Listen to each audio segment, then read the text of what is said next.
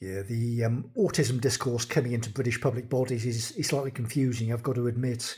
So if you're 42, I mean, you understand that the condition was cured because it was a developmental disorder. If you violently assaulted your child, they would grow out of it and stop being autistic. So I don't know what this woman is on about.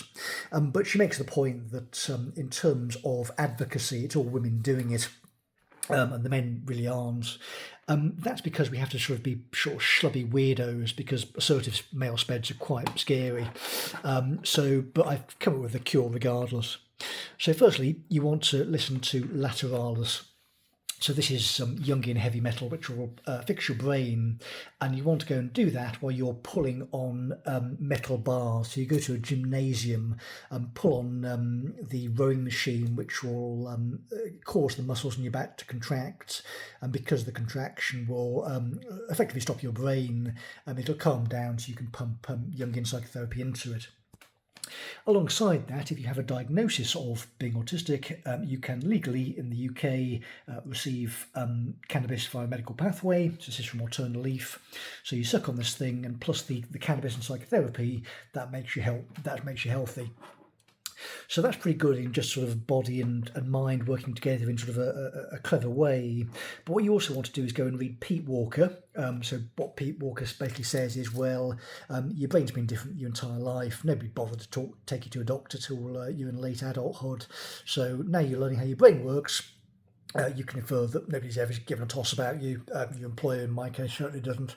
But you can get over that quite quickly because your brain's quite neuroplastic.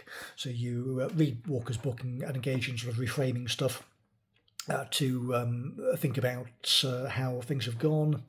And you can also go and read John Bradshaw's work on shame. So if morons have been attacking you because your brain is different to theirs and you're more intelligent and honest you don't need to be ashamed of that. So you read John Bradshaw's work and get over it effectively. Again, I recommend going and look at the work of Heidi Priebe, who, being an actual doctor, puts these things together in a better format than I could.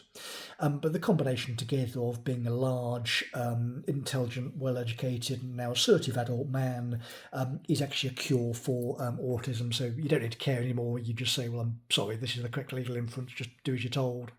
The problem, though, we're having is, again, in Britain, you can legally possess cannabis, but if you actually try and use it, the state will in-person you, and you have to be an information warfare specialist to get a reasonable adaptation from Birmingham City Council.